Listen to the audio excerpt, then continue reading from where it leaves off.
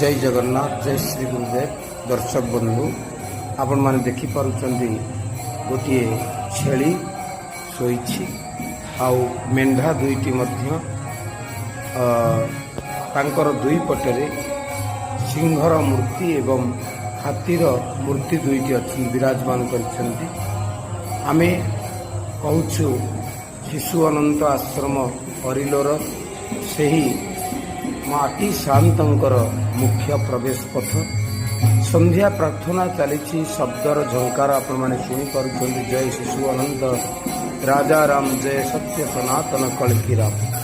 तेरे यही सांध्य परिवेशर प्रार्थना समय स्वच्छंद स्वाधीनतार सहित मुक्त चिंता मुक्त होई दुईटी पशु दुई किसमर छेली एवं मेंढा शोइछन्ति।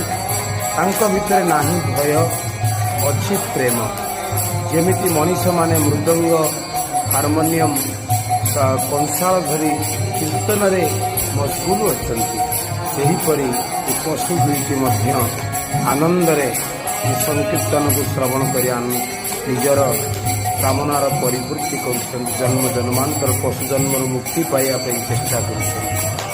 तेरे कथाटी होपरी ये दुईटी पशु छेली बा मेंढा एमान आम समाजर किछि व्यक्ति जिह्वा लालसार पूर्ति पाए एमिति व्यवहार करिथांती जे एमानंकु एमाने उदरस्थ करती, किंतु यही आश्रम सही पशु मानक एमिति रखा जाइछि जेपरि सेमाने मुक्त विचरण करिवे, तांको इच्छा अनुसार भोजन करिवे एवं आश्रम परिवेश सहित मिलिमिशि समय काटिवे।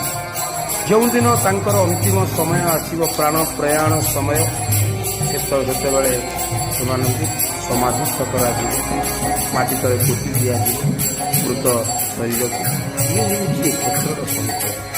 हाँ दर्शक बंधु, जादृशी भावना दृश्य सिद्धि सादृशी। तेणु भावना यदि उच्च आम सिद्धि उच्च स्तर फलप्रसू। जय जगन्नाथ जय शिशु अनंत जय श्री गुरु।